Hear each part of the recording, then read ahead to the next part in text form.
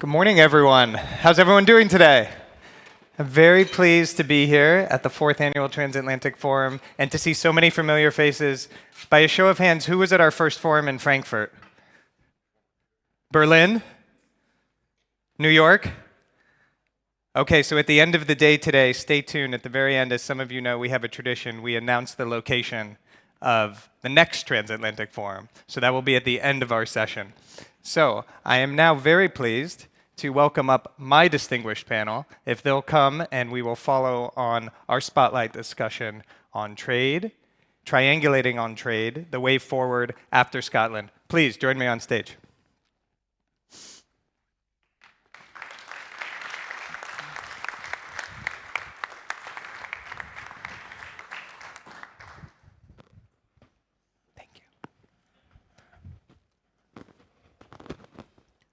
Okay, we're going to go ahead and get started, and I'm very pleased to introduce to my left Anahita Thoms, partner at Baker McKenzie. Anahita, you were with us at the first forum in Frankfurt, I remember well, also board member at Atlantic Booker. To her left, Beth Baltzan, former senior advisor at USTR and senior fellow with us at the Atlantic Council GeoEconomics Center. To her left, Hans-Peter Fricke, CEO of the Fricke Group, largest wholesale manufacturers across Europe and the world. We're going to get a real-world perspective on how tariffs are affecting European trade and his business. And to his left, Stephen Vaughn, former acting director USTR, partner at King & Spalding. He was acting director of USTR in the Trump administration, and highly value your perspective, Stephen. Thank you for being here with us in Brussels. This is going to be not your typical panel. We're going to jump right into the conversation. No opening statements. We're setting the tone for panels throughout the day. I'm going to get to audience questions, so get ready, prepare them. And Anahita, I'm going to start with you. We just heard from the commissioner. He was leading a lot of the trade negotiations. We've heard his pragmatist, optimistic view. You've called this deal a mini deal, the EU-US deal a mini deal. Why did you describe it that way? And therefore, what is the future of US-EU trade in your perspective? So why would anyone write a 12 pages long legal article talking about the art of big deals versus mini deals? Because there's lots of talk around big deals, great deals, the perfect deals. And the fact is that when we look at the history of foreign trade agreements, we see a tendency, a clear tendency, not just from the US, but also from other countries and regions, to have smaller deals that we would, as lawyers, never call a free trade agreement.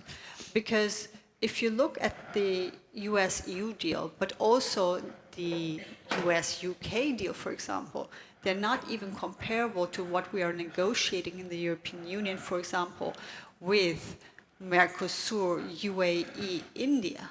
These are comprehensive deals that do not just talk about tariffs. They talk about things like non-tariff barriers, which is really key if you want to have a free trade agreement. And that's why I call this one a mini deal. That doesn't mean that it's not important to have reached that deal, but it's just important that not just trade specialists understand the magnitude or if it's just a mini deal. Fair enough. Okay, I want to step back for a second, and Stephen, I'm going to go down to you.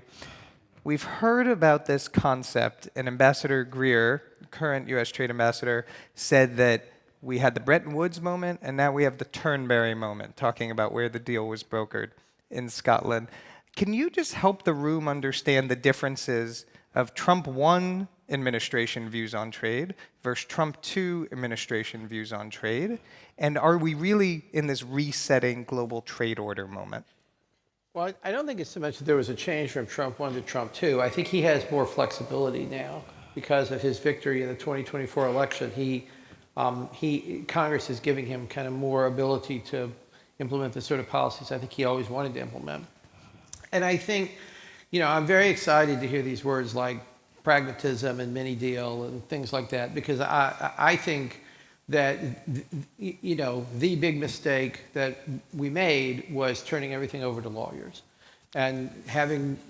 How many lawyers on the panel? Well, I mean, I'm telling you right now, you don't, if you want me to sue somebody or you want me to go to court and try to win a court, that's what lawyers do, right? I don't sue.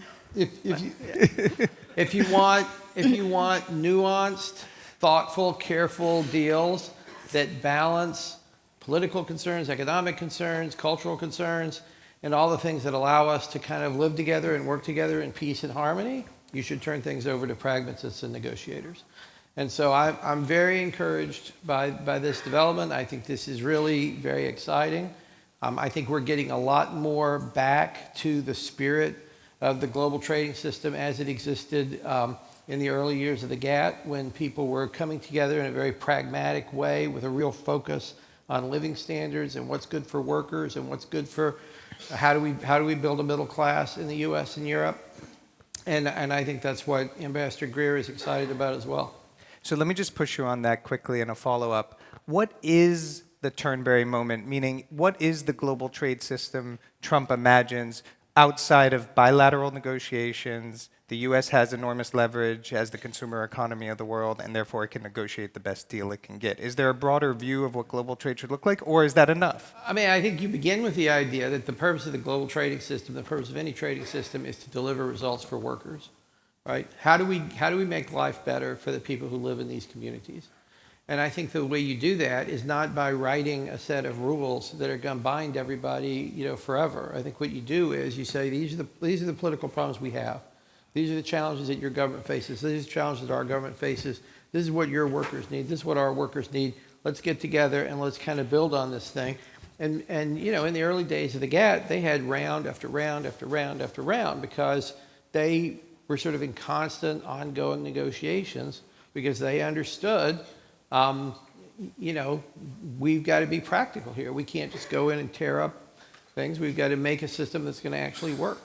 I only have 6 online questions already based on your intervention, Stephen. By the way, we're using askac.org for anyone in the room, and I will call on people in the room as well. So we will get back to you and follow up. But Beth, I want to come to you for your side of the aisle, the Democratic view of this, because clearly there's a new bipartisan consensus in Washington around trade, around the use of tariffs. You're part of this in the Biden administration. And what I wonder, and I think sort of the provocative question might be, if a Democrat wins in 2028, what would tariffs look like under that administration? Because I'm not sure it's so clear. It's absolutely not clear, Josh. And also, this is the first time I've done the forum when I'm not a member of the administration. So thank you for the provocative question. You've always spoken freely. I will be even more provocative than usual. There's a fight within the Democratic Party right now, specifically on the question of tariffs, where you have people who want to go back to the old way and want to say that tariffs are taxes. I think that's insane coming from a Democrat because we believe that taxes are an instrument of social policy. Why is it any different for tariffs? So we're going to have to resolve that fight, but part of it is, have we or have we not learned anything from the supply shocks of the pandemic, which were inflationary? If you were a politician, you are going to want to make sure we are solving for those supply chain shocks. Tariffs are going to have to be part of that toolkit. Tariffs are going to have to be part of that toolkit, but let me push you a little bit. Do tariff rates stay above 10%, above 15%? I mean, do we live in a much more protectionist U.S. environment long term? Where I would love one day to have a panel just on what we mean by protectionism, because one of our core beliefs in the Biden administration was that we had a trickle-down, laissez-faire version of globalization. We bumped up against the consequences of it with the pandemic.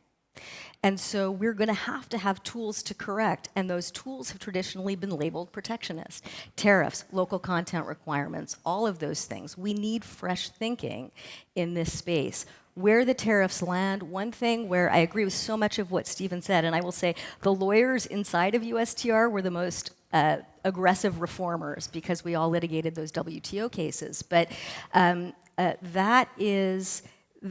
I think there hasn't been the same rigor in determining what those tariff rates are that we saw in the first administration. You may want to use tariffs as a tool. I think you want to have more rigor around how you decide what they are and when you're using them. Thank you. Hans-Peter, I want to turn to you. The lived experience of tariffs. It's nice for us to talk about the legalities and the practicalities, but I want to talk about someone who is experiencing it on the ground. What has changed from a business perspective in your world since the beginning of the second Trump administration? Yeah, it's a very high level of uncertainty, actually. And from long-term planning, we shifted to short reactions and that makes business very, very difficult. So yes, as I say, we are dealers, so we produce, for instance, a water pump in Turkey. We ship it to the US, and then we have to ask the manufacturer, comes the steel from China or India, then there are tariffs added, so the calculation, that makes the calculation very difficult. That makes it in all kind, how much steel is in the product. And actually nobody can tell us how we can do it right. So, and we, my company has a customs office, so we can do that but for small or mid-sized companies, it's really, and nobody wants to make faults. So it's it's not easy. So the uncertainty is the biggest driving factor right now. Actually, the uncertainty and the tariffs, at least the tariffs. So we also buy in India, ship to US, or so it's a kind of. And is it impacting the bottom line? Yeah. So actually, we cannot uplift the prices, for instance, for products 30-40%. That would kill the business actually. But one day we have to do it. So that's the way we think actually, because we cannot reduce our costs by that. So we have to uplift the prices one day. So now we do it like 6, 7, 8% on all the volume, and we sell. But one day, next month, we have to say, okay, we have to do it. The seeds from India, we stop it, or we have to lift up the prices 30%. That's a reality. No, but I think that's such an important point, because I think there's a lot of talk in Washington right now of, oh, the tariffs are not inflationary because we haven't seen price increases. In my mind, the jury's still out, and I think you're speaking to some of that. We will see what comes one in the day, months ahead. Yeah, it must come. But we will see. Yeah. Anahita, I want to turn back to you. The whole premise of this panel was not just about US-EU trade, which we have to talk about, of course, and we will talk about, but EU and US and China. And I want to bring China into the conversation. You said 2 years ago when we were in Berlin, Germany has to think differently about de-risking. Has Germany done it? Has the EU done it? Because now Europe's facing trade tensions from its two largest trading partners, both China and the US. I would definitely say that this is a continuous journey because, of course, as Beth said, when the pandemic hit, companies started to think about de-risking. When the Suez Canal was blocked, everybody was thinking like, how do we shift? And with China, it's a continuous process about, and I know my US friends talk about decoupling, we rather talk about de-risking, being very realistic about this. So I would say continuous risk mapping is what we are seeing with European companies that are of a certain size who can actually do that. What we also see and what is key is more awareness around if you diversify, what does it actually mean and how can you use your supply chains? Because some of you may know the European Court of Justice has given a very significant ruling around if you shift your supply chains, if you do that, through which, or what's the intent behind it? For example, if you try to circumvent the origin of the good, that may mean that you still pay the original origin tariff. So I would say companies are doing more, are more aware, but they, at one point in time, they stop because there are so many other things on the board's agenda that they, focus on other topics and then come back. But definitely an ongoing process around de-risking, diversifying, digitalizing. We certainly see that happening, and more awareness around how can I nurture new suppliers before I actually go into that relationship. Testing, and that's something that I definitely see in practice much more than a couple of years ago. Happening at the speed it needs to? No. Fair enough. I want to try to do something now because we at the GeoEconomics Center rely heavily on data visualizations, and the number one thing we've created this year is our Trump tariff tracker. So I'd like to try to pull it up on the screen if we can do that. We'll see if the technology works here. There we go. And if you can scroll down, thank you everyone back there, and thank you, Jesse.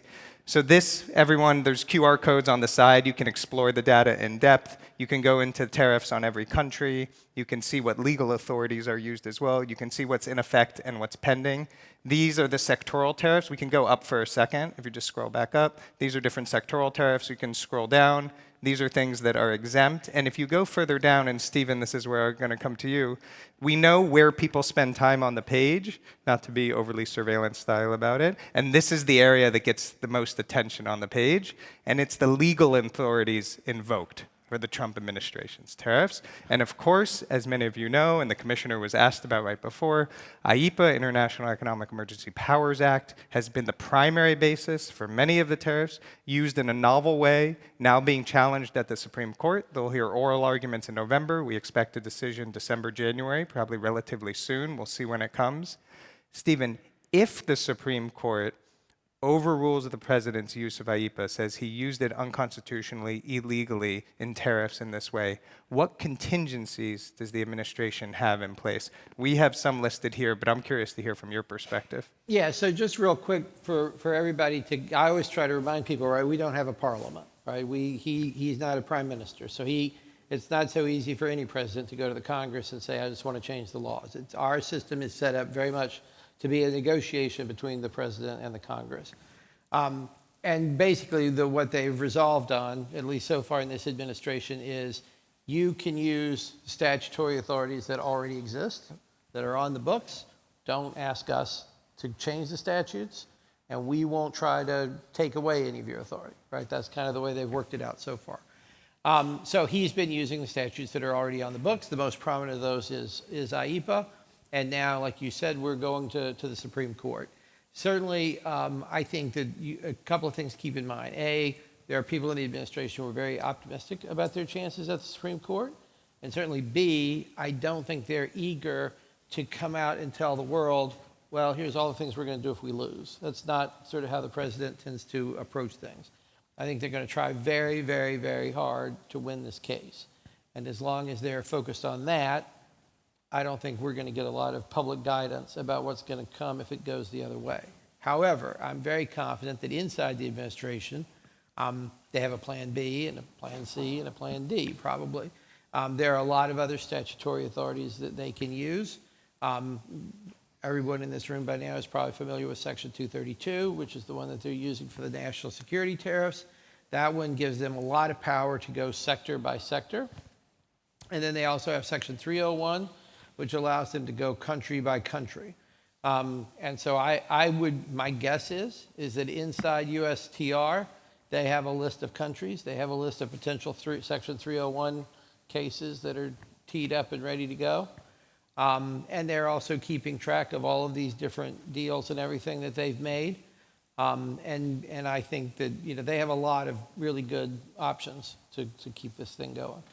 And I think as well, I advise everyone to spend some time exploring Section 338. We may hear more about that Section as well. 338 is also out there. I think that's something that people have looked at for a while. That would be an entirely new approach. Nobody's used that statute in a very long time, and that would probably take us all back to court. Yeah, I think that's right. Okay, thank you. That's very helpful. Beth, I want to come to you on this issue because if the Supreme Court overrules the tariffs, what I'm interested in, and then I'm going to turn to the rest of the panel as well, what do trading partners do in that situation? So the administration can come out with their 301s and their 232s, but it doesn't replace IEPA, right? The broad sweep of IEPA. They're more targeted sectoral. Maybe 338 can recreate some of IEPA. But if you're a trading partner, if you're the EU right now, do you say the deal's off? Because I don't believe that you're going to be able to recreate what you constituted during IEPA? Or does pragmatism apply, as the commissioner said? Can't speak for the EU, but what I've seen from the EU so far strikes me as very pragmatic, and I think they do know. Congress over the last 80 years has delegated a lot of tariff authority to the president.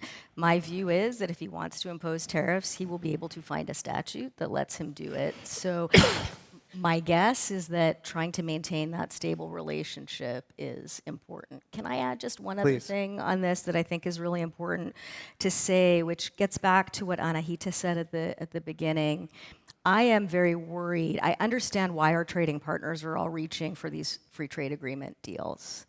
I just want to say, as I've said before, those pre-pandemic agreements were built on the model of globalization that led us to the fragile supply chains that created all those supply chain shocks during the pandemic. So if we think we're headed towards another pandemic and it's not going to be 100 years, we have to think about how to reform that tool so that it's meeting contemporary concerns. Reform the tool, but in what way? So I think if you look comprehensively at those free trade agreements, including the non-tariff barriers, whatever era you want to call it, I think Gary Gersel's book, The Rise and Fall of Neoliberalism, is a very good book. That is a neoliberal model.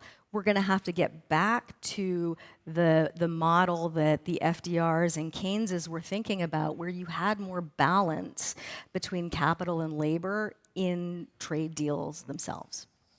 Hans-Peter, I want to come back to you. I want to go back to the China side. So you talked about the U.S. side a little bit and how tariffs were affecting it. What about China and your business and how you see impacts so far? Yeah, China is getting strong.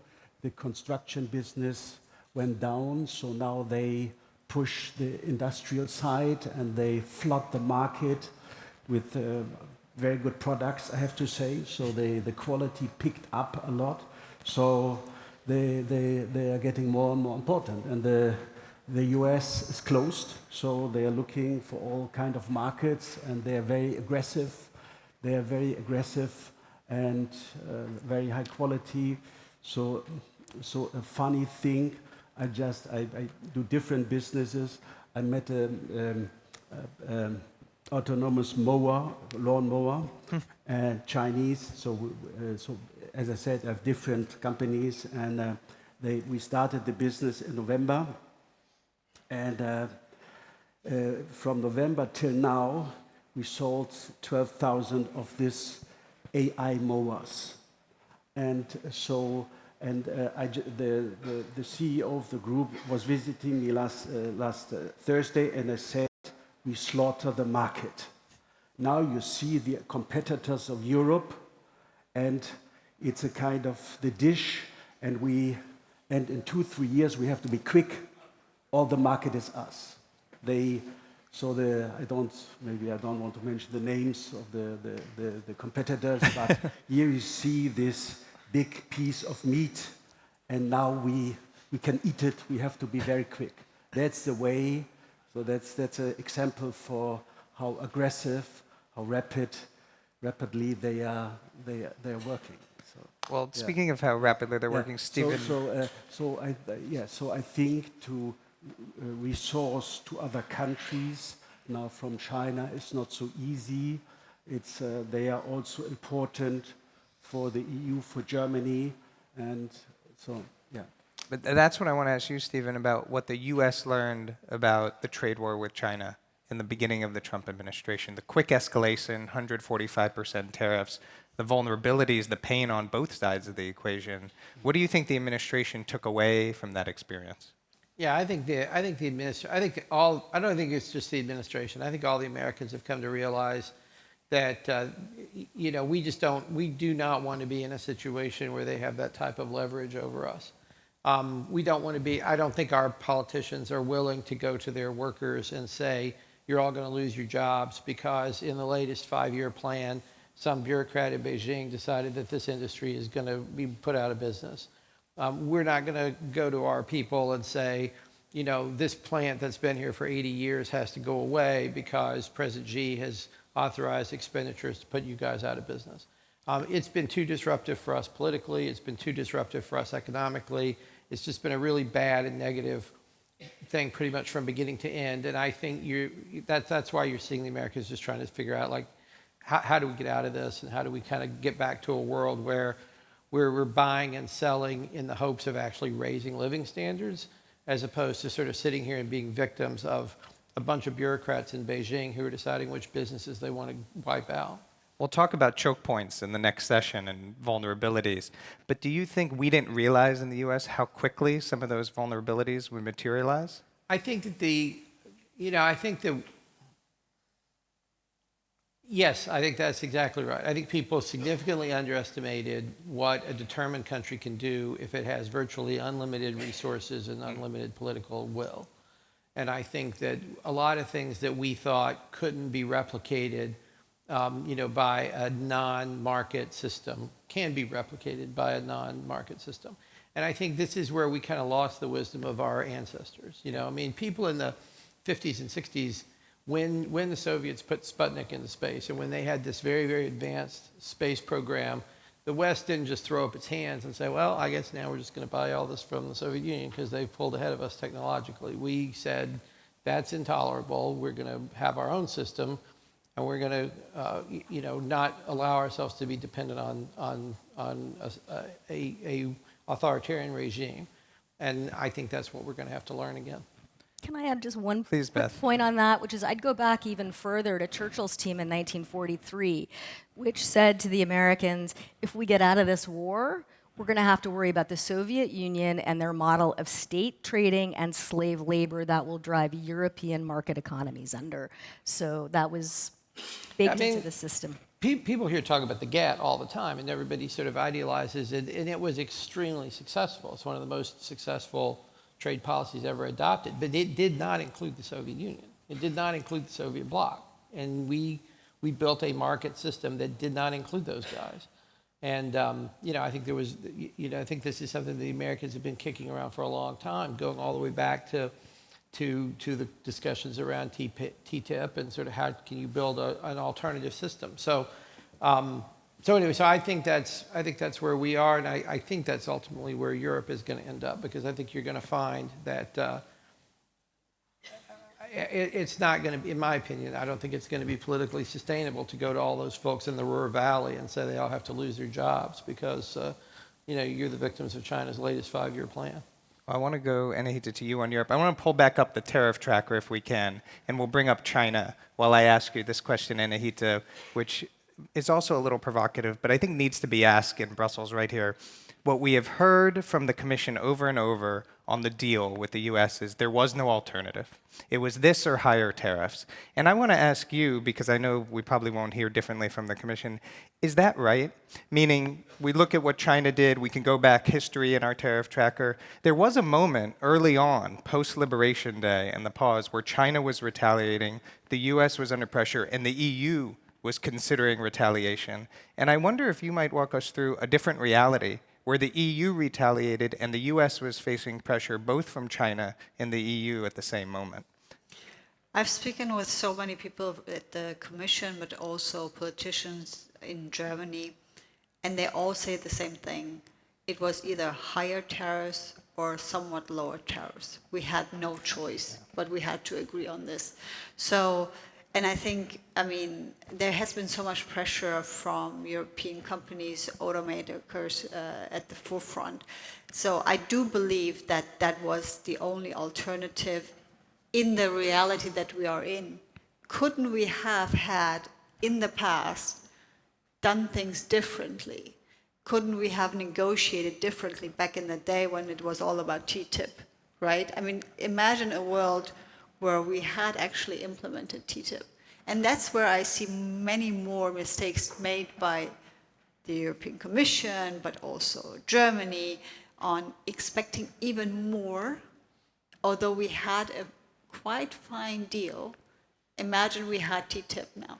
And to anticipate your second question, I do not think we are anywhere close to a TTIP 2 or anything alike. So I would rather go back further, because it was way too late. And that's why I think realistically, maybe we would have had another 2% or had someone more like a deal with like the UK. Although if you go into the details, there are some advantages in the EU-US deal. So that's what the Commission would tell you. Well, yes, on the face of it, the UK-US deal is better, but if you look into the details. So that's what I would say to your question. It's a fair point, although you just have to ask the South Koreans how much a free trade agreement has done them any favors in the negotiation and how much a free trade agreement means anymore, though USMCA obviously has paid dividends. Especially when at the end of the day, practicism is more important than the rule of law. Stephen, you want to Yeah, I jump just in? wanted to say real quickly, I think the EU did absolutely the right thing here. I agree with everything she just said. I do want to emphasize, I think it would have been a diplomatic catastrophe for the EU to line up with China against the United States. And I think at the end of the day, China is still facing very, very heavy tariffs and is going to continue to face heavy tariffs for a long time. And I do not think you want to have a narrative going in the United States that the EU is working with China. And I'm sure that was part of the calculation here as well, as that decision was made. Hans-Peter, from the industry side, when these negotiations were happening, what kind of conversations were you having? What were you reflecting back in terms of the pressures you were feeling? And do you expect, you said at the beginning, volatility is the biggest issue. Do you expect that to decrease at all? And if it doesn't, how do you navigate it in the years ahead? Yeah, we expected maybe a Trump 2, an increase of the tariffs, of course, but not so rapid and consistently like we have it now. But again, we have a very uncertain situation, so we will see. But so it is not only we have to realize it is not only the 15%. So we also have the steel and the aluminium impact in machinery that we have to add. Yeah, and at the end. So at the end, I see also in my US company, it is very difficult to find workers, to find people. And so, how we could, it's really, it's all the time we are searching, and it's very, very difficult for us. So I don't think that the US will produce T-shirts or sneakers or because there are no people. So this is also to build factories, yes, but where are all the people that should do the work? So for us, it's really difficult. I just lost one of my important managers, and yeah. No. Thank you. Okay, we have about 10 minutes left, and I want to get to audience questions. I have some online, but I want to turn to the floor first. So please raise your hand. We'll have a mic runner come, and please introduce yourself as you ask a question. Who wants to go first? Any volunteers in the crowd? Quiet audience. Okay. Let me go to one of the online questions while the audience thinks if they want to ask anything here. Stephen, this is for you. This is a question we think about a lot at the GeoEconomics Center. What does Trump want from tariffs more? Revenue or domestic reshoring of jobs? I mean, I think if you look at it, he has different goals in different settings, right?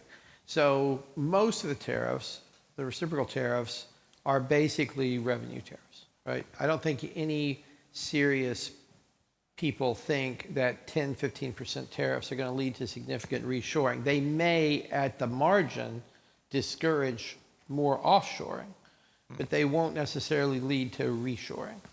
However, there are certain industries like steel or like, for example, the Biden administration decision to go to 100% tariff on EVs from China, where the Americans are making a more strategic call and saying, okay, this is an industry that like we really need to have here in the United States.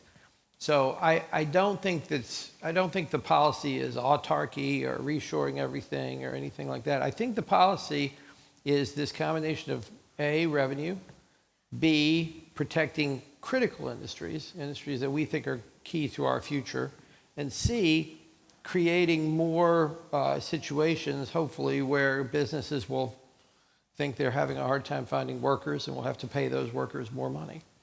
I just want to point something out that many people may realize, but just to be clear about when you think about revenue, when Liberation Day happened on April 2nd, the bond markets in the United States panicked, and this was one of the reasons the Trump administration paused the Liberation Day tariffs.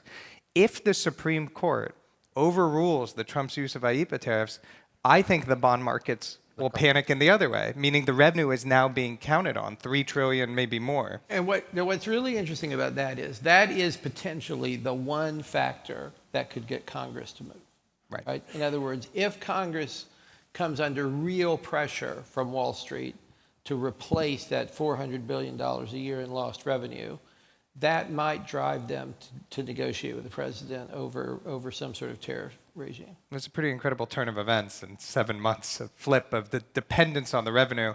And Beth, this gets to what we were talking about before of why some of these tariffs will have to stay in place no matter who's in office.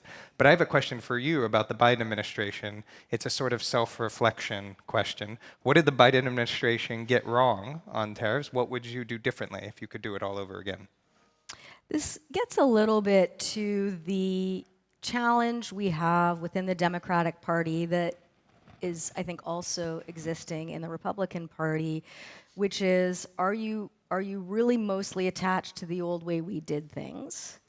Or are you really prepared to do something new and different that, in my view, is more responsive to what we learned from the pandemic and our supply chain dependence on the PRC? So as a sign of where we wanted to go in January, we put out a series of papers, policy papers on supply chain resilience that contains our vision for how to think about supply chain resilience going forward, and it's why I keep coming back to the FTAs aren't really the answer.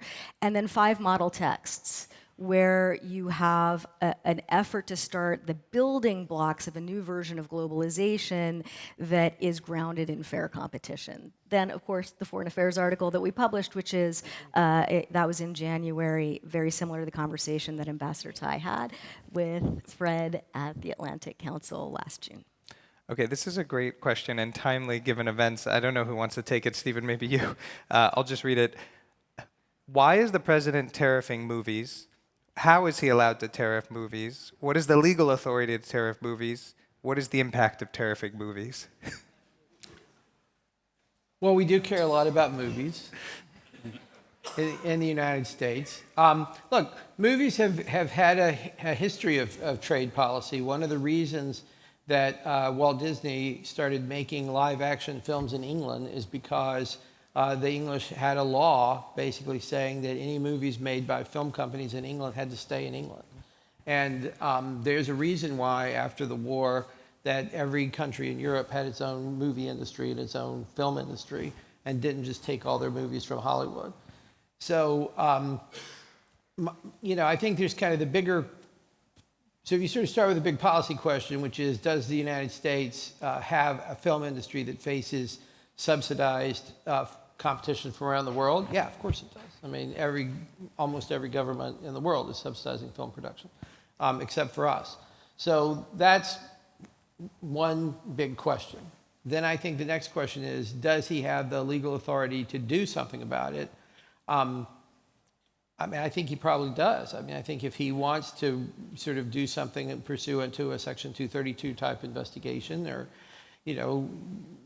look into this and see what are things that can be done to protect the movie industry, I think he has some options there. My guess is this is going to be basically kick off kind of a larger conversation in the United States about the movie industry and the Southern California economy, and is Southern California being hurt by foreign films, or Southern California being hurt by films in other parts of the country? And we'll see how that plays out. But we've watched him. He's been in politics for quite a while now, and when he said this several months ago, and now that he's circled back to it again, that's usually a sign that he's found something that he's not planning to let go. So I expect to hear more about this. I think you're right. It seems that this is something he's focused on, and we just heard more about it this week. Anahita, speaking of something we heard this week, we have a question here about pharma and kitchen cabinets and the other tariffs that were announced at the end of last week. And I think the question is basically about how durable the US-EU trade deal is, meaning the more we get these additional tariffs, we heard the commissioner say earlier that he thinks there's exemptions under pharma because of the previous negotiated deal. We've heard before because of the lumber exemptions in the US-EU deal, the kitchen cabinets. But how does this get stacked up over time as more tariffs come from the administration? Can the US-EU deal hold? I think, first of all, it's important to keep in mind that many components of the EU-US trade deal are not rules, basically, that you can enforce. Look at the investment part. That's investment by companies. You cannot put them in place by governments. And on the tariff side, I think it's really important to keep in mind that things can change basically overnight. The pharma part is particularly challenging given the importance of it. But also with the rest of the tariffs, I would be very cautious to, if anyone tries to predict what is going to happen in 4 weeks, I would challenge that for sure. On top of that, I would definitely say what we talked about on the supply chain, meaning risk mapping. The same applies around alternatives regarding the tariffs. So I don't think that we can really rely on it. And I always say tariffs hurt, uncertainty breaks. And that combination definitely holds true for the scenario we're in right now. Well, Hans-Peter, I think that echoes what you were saying earlier about the uncertainty. Beth, I want to come to you because there's a question here, and we have only 4 minutes left, but I think the question's a fair one. How could it be you have not raised services trade yet in this conversation? We're sitting here in Brussels. I think that's a fair question, and thank you to whoever asked it. So, Beth, services trade, just a minor part of the equation in the US-EU relationship. This gets to, I think, a larger question about, which relates to the pharmaceutical piece too. How are we using trade policy? Who is benefiting from it? So on pharmaceuticals, what we're seeing with the tariffs isn't necessarily a desire to reshore to bring prices down. It's to try to get Europeans to raise prices. And so the beneficiaries are meant to be those pharmaceutical companies that are already doing very well. Similarly, with services, we see a lot of attention being paid to our largest tech companies in ways that are really upsetting the Europeans because there is a question about European regulatory sovereignty. One of the reasons I'm so sympathetic to the Commission's position going into Turnberry was the number of manufacturing jobs in Europe. There's still 30 million, I think, 30 million manufacturing jobs in Europe, which is a lot. The services piece for the tech side is much, much smaller. So I think we've got to ask a question holistically about who we are trying to benefit with our trade policy. Is it just that corporate slice, or are we really trying to focus the results on workers in a circumstance where we're seeing democracies under duress? Okay, I have 2 minutes, so lightning round. I'm going to go down the panel. Stephen, I'm going to start with you, and then Hans-Peter, and work my way down. Yeah. Here's the question. But please, jump in. From the farming perspective, we see now, after 50 years, the first time the US has a big deficit in the trade balance with agricultural products. So for the farmers is now, there were voters, I think they voted for Trump. They are in a very difficult situation. I think farms have to close because there will be a fantastic yield, but all the storage is full, and the Chinese, as the biggest buyer in the market, they don't buy soya and corn. So it's not only something is forgotten. It's a fair point. Yeah. Stephen, you want to jump in? Well, I want to say one thing. I want to say a couple of things real quick. First, everyone in Europe is obsessed with the services trade. Last year, according to the U.S. numbers, we had a trade deficit of goods of $1.2 trillion. We had a trade surplus in services of $311 billion. So that's a total trade deficit of $903 billion. So if you believe that the U.S. is making up for all this lost trade in goods with trade in services, that is like incredibly not true.